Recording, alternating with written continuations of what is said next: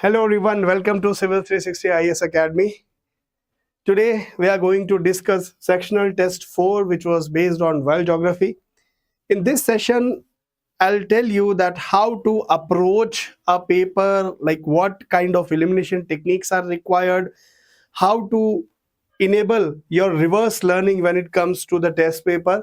Suppose some of you might have came prepared, some of you might have came unprepared.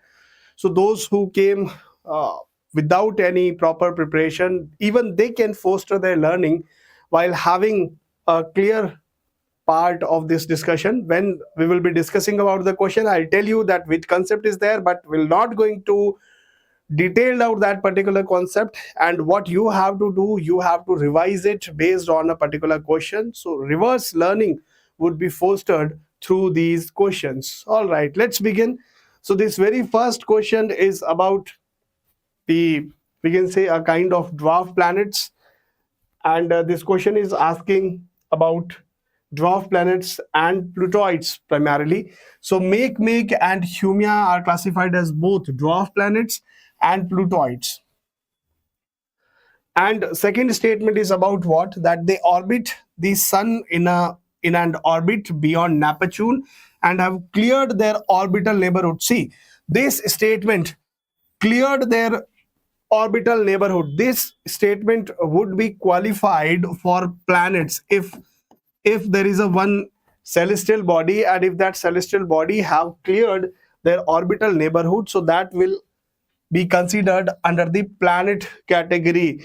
That would be no more dwarf planet and Plutoid. So here, based on this particular, we can say, interpretation, this statement is correct and this statement is not correct. Absolutely. So statement 1 is correct, but statement 2 is not correct. So C would be appropriate answer of this question. Now the concept is what? That you have to learn space. I mean that generalized idea of space, in which you'll have a detailing about this. And yes, you must be read some extra information, or you can also note down in your space notes, and you can mention about the Makemake and Haumea as well, so that your notes enrichments will be there.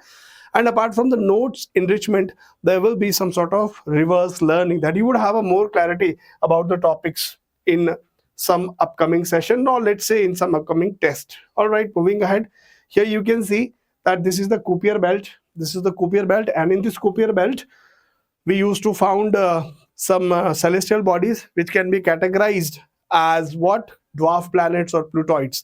If there is a neighborhood which is actually, I mean, orbital neighborhood means if it is there in this way towards the sun, so that would be qualified as planet. Moving ahead, so this statement 1 of question 2, different places on Earth experience different local times. Absolutely, because the Earth is having a sphere shape, and yes, we have different longitudes. Earth rotates 360 in 24 hours, covering, yes, the distance between two respective longitudes would be 15 degree, and 15 degree would result into 1 hour respectively, or in a broad manner.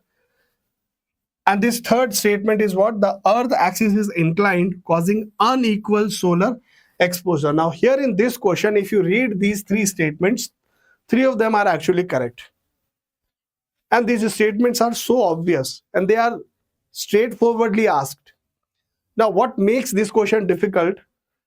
Options. If you see these options, you have to identify that which statement is interlinked with which another type of statement. Like what is the interlinkages between statement 1 and statement 2, or whether there is a interlinkages between statement 1 or statement 3. So I would say that this question is not tough, rather options are tough. And you should be wise, you should pay attention while solving questions, especially those who are asking options, or let's say you have to mark the answers in this way. So all right, so 3 of them are actually correct. So both statement 2 and statement 3 are correct, and both explain statement 1. No. When it comes to the unequal solar exposure, that unequal solar exposure is nothing to do with the local times. This option B, both statement 2 and statement 3 are correct, but only one, okay?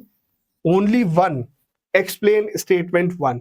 So this question is what? That only one explain statement 1. So if I say in this way, for example, that statement 2 and statement 3 both are correct, absolutely they are correct, and one of them, for example, this statement 2 is actually explaining statement 1, that it's because Earth is rotating in 24 hours, because of that different times will be there.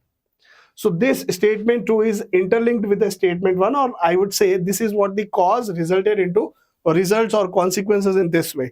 So 2 is related with 1. So here if you see with the B option, only one explaining statement 1. So it seems correct. Do not mark it, but just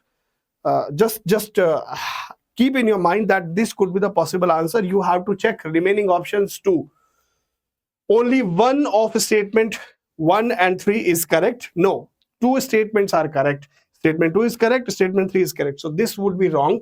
And neither statement 2 nor statement 3 is correct. No, all the statements are correct.